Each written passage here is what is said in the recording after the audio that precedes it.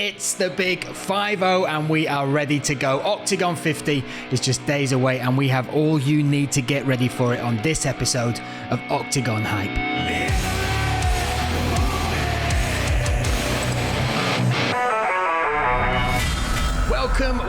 Welcome. I am Brian Lacey and the party starts here. You are officially invited to the Jubilee event that is Octagon 50 now. I'm sure a few geeks and nerds out there will be saying, but it's not technically Octagon's 50th event. They've got the Octagon Underground, they've got the Prime cards, they've got the Challenge cards. Well, you can Octago and shove it up your... What I'm trying to say is, let's not let historic and accurate details get in the way of a good celebration.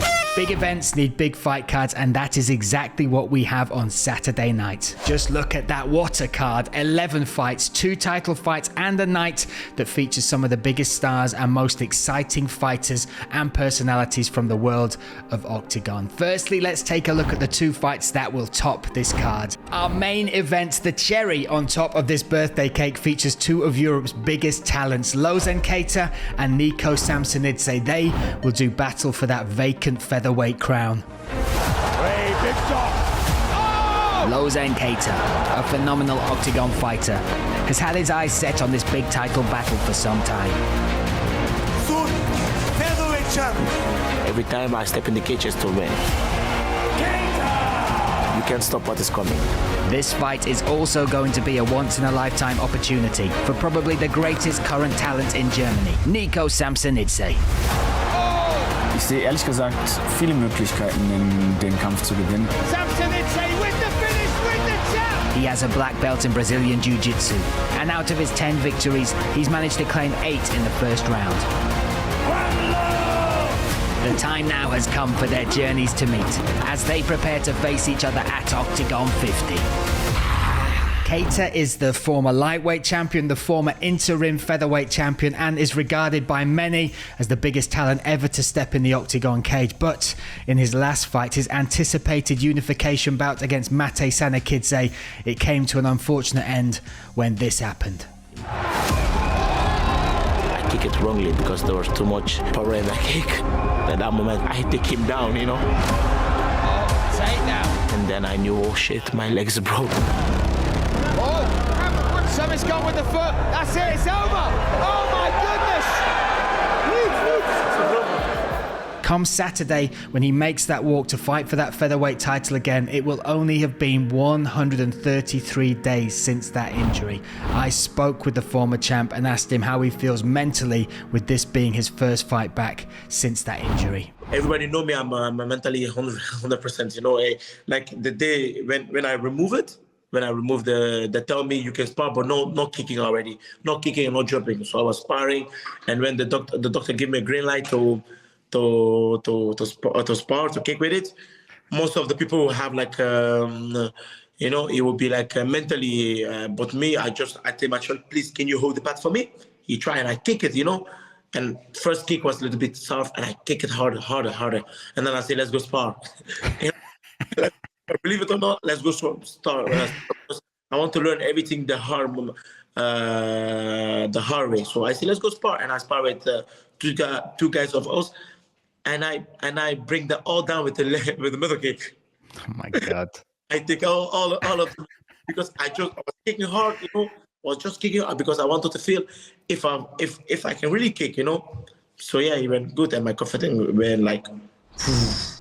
His opponent on Saturday will be the star from Georgia by way of Germany, SAMSONIDSE. I got his thoughts on him and the fight. He is one of the best right now. Beside me, of course. He's one of the best, you know. So it's a good challenge. He's a good fighter, good grappling, but I don't think he have like the offensive grappler. He's a defensive grappler, but not that offensive. Like he is no one to search for grappling. Good multi-style because he have a great coach. And I know everything about this guy. Actually, I was talking with Nico before we had a fight. We were like a friend. I mean, not a big friend, but we were talking. We were following each other. And I think the only way Nico accept this fight is because of the title. And I really don't believe Nico will accept this fight if it was not for the title. I think it's because of the title, and they think I'm coming too soon, you know. And that's a big problem for them. You know, that's the big problem for them. And from one Georgian to another, there still seems to be unfinished business with the former adversary, former featherweight champ, Mate Sanakidze. Now, Sanakidze has vacated the belt, gone down to bantamweight, but he's invited via social media KEITA to follow him down if they do want to get that fight on. And if someone interesting still situation between me and KEITA, how I know and I saw, he started career 77 kilogram and he changed many times his weight. So if he really wants this, he can try go down in bantamweight. Why not? KEITA had this to say in response. So just to ask you then, if it was a case of fighting him, would you fight him at bantamweight? Oh. Would you? If, why not? Why not? Directly. Why not? 100%. So if he wins the fight, going down in weight class is not out of the question, but neither is going up a weight class or two, as he dropped this bombshell during the interview. Give me Black Panther vs Pink Panther. It's the fight to make. Black Panther vs Pink Panther. It's a good storyline because I'm the Black Panther. David Kozma then. Honestly, I never thought of it, but as soon as you put the two Panthers together, you know, when you'd fight him at you'd go up to welterweight for that. Of course, dude. Of course. You're a crazy man. Did you break your leg or bang your head? What happened? Like I want to beat everybody that think he is the best. You know, I want to measure myself. Mind officially blown. Black Panther versus Pink Panther. Could that be on the cards in the future? One man with one vision and only one weight class on his mind is One Love himself, Nico SAMSONIDSE.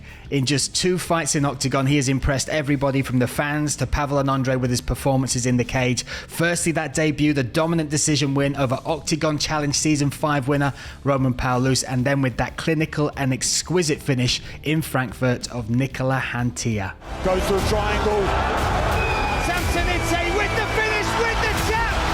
He is back, and listen to the roar from the German crowd. SAMSONIDSE is very aware of the size of the task he faces in Ostrava, and he gave me his thoughts on KEITA as an opponent. KEITA is like a really good fighter. I have all my respect for him. He's good, explosive, but that's what excites me even more. It's a good challenge, and that's what I'm here for. Therefore, not going for easy fights, going there to put it all out and to showcase my skills and to beat him next Saturday. Now, an interesting and rare fact about this fight is that both fighters have suffered similar injuries. Both broke their legs in the cage. I got Nico's thoughts on if KEITA's return is too quick and if he thinks it'll affect him mentally. Well, firstly, I'm really happy for him that it was not that severe. I think it was just a little bit broken, so he just, he was able to train pretty soon. They didn't do like a big operation or stuff. So I'm really glad for him, because what I've been through, I never wish anybody any injury, but this was really shit. So I'm happy for him to be able to be back. How he will feel or kicking or whatever, I think that's something nobody knows, not even him, just when he will stand there in the cage, because for sure it will be something which could go into your head, because it happened in a fight and you never know how you handle or how you feel after such an injury in a moment like this. Nico is a rising star in Germany. I got his thoughts on what Octagon have done to the MMA scene over there. I'm just really happy that German MMA with Octagon became so big. It's such an honor to be fighting in Octagon and then in Germany with a crowd like this. I mean, I had it in Frankfurt, I saw it. in Cologne, and I'm really looking forward for the next events in Germany, and it's going to be amazing. We have, like you said, Oberhausen and Stuttgart, and let's see what will be there next year as well. I'm hoping for Berlin, but I'm open to fight everywhere in Germany for sure, especially, and also, I mean, it's so nice with Newcastle, England. Let's see what other countries will be there. So Octagon is expanding, and I can't wait to fight all over Europe. I mean, it's the best. The co-main event is a rematch between two Slovak stars, Ronnie Paradisa and Ivan Buchinger. They faced off back at Octagon 21, and Buchinger claimed the win and the victory like this. Ronnie se snaží vytáhnout, ale teď už ta ruka šla hodně hluboko a konec. Since then, they have both been on two very different journeys. Buchinger became the first fighter in Octagon to hold two undisputed titles in two weight classes. He then lost the lightweight title to KEITA and had to vacate the featherweight belt due to injury, an injury that kept him out of competition for a year. Then he took on Tunkara in the Stvanica Stadium. He finished him, and in his last fight, he put a beating on Jakub Donald to earn another shot at Octagon Gold. This will be Ronnie Paradisa's third shot at the title. He fell foul to Buchinger and then to KEITA, but since then he has been reborn. Now on a 4-fight win streak, his last 3 by finish, including stopping Maia, stopping Sikic, and most impressively of all, beating and finishing the UK veteran Andrew Fisher. Many believe that this is the best version of himself, but can he break that title curse and make it third time a charm to win that belt? Or will Buchinger once again reaffirm his legendary status and claim another Octagon title? Danny Vinny will also be looking to claim his second win under the banner. His debut, he put all light heavyweights on notice with a heel hook finish of Diedrick, making his record an impressive 24 wins with 23 finishes. In Ostrava, he takes on the Brazilian contender Rafael Javier. And last but by no means least, Ostrava will bear witness to the UK's king of violence, the debut of Ammari Diedrick.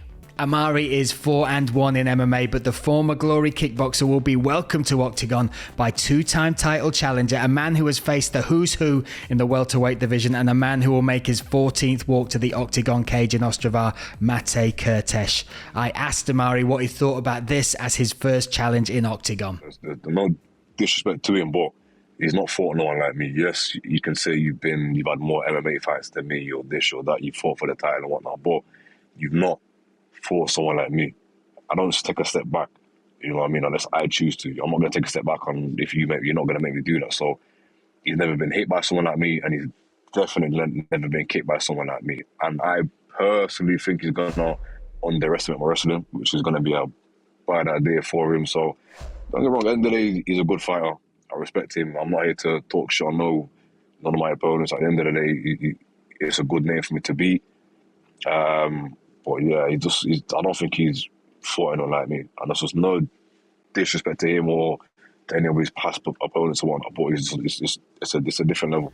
A unique personality with a very fan favourite style. I asked him what Octagon fans could expect when they see him inside the cage. The main goal is to be violent, and that's it. You know, my team expects that from me. My coach definitely expects that from me, and that's what I'm gonna bring to the cage at the end of the day. So all the Octagon fans, all my Eastern Bloc fans, you're going to see nothing but violence. And that's it. So, 2 title fights, some of the biggest names in Octagon, and 3 Brits on the card. This Saturday, the 9th of December, Octagon 50. To watch, you can tune in on Channel 4, The Zone, or octagon.tv. So, from one of the toughest cities in the Czech Republic to one of the toughest cities in the UK, on January 27th, we will have our second event on UK soil. We already announced the grudge match between Jonas Magard and Jack Cartwright, and then last week we revealed even more names that will feature on this card. We have announced the official rematch between Jake McHugh and Arman Herczeg from the England Ireland Octagon Challenge Series. They will face off once again. We have what might be a contender eliminator in the heavyweight division when Poland's Adam Pałasz and the UK's Stuart Austin go to battle in Newcastle. We also announced, fresh off his win from Cologne, Matthew the Beast Bonner will be on the card, and featherweight Shaib Youssef will be there. Their opponents are yet to be announced, but what you can do is you can get your tickets now. So to do that, go to ticketmaster.com or go to OKTAGONMMA.com for more information. And what a time of year for them to be on sale, right? With Christmas just around the corner.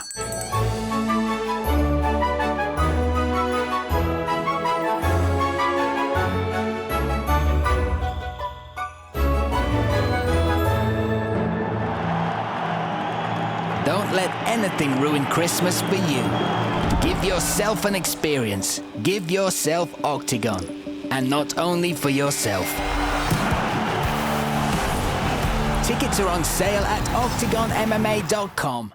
So treat your loved ones to Octagon. Go to OKTAGONMMA.com or Ticketmaster to get your tickets for Newcastle. And listen, men, I know men are notoriously hard to buy for, so cancel the socks, the dressing gowns, the furry nipple clamps. Just me, all right. Just cancel them, and when your loved one asks what you want, you know what to say. And in the spirit of Christmas, I want to leave you on a feel-good story. Now, the UK's Corey Fry claimed his first win in Octagon and the performance of the night bonus for his debut.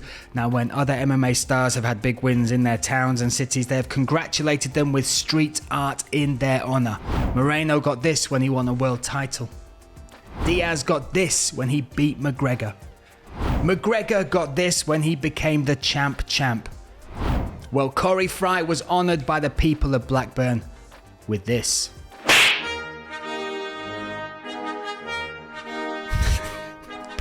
brings a tear to the eye. Well, look, that is it for this episode. For more news, follow Octagon on social media. Follow me at Brian Lacey MMA. And more importantly, follow your dreams, people.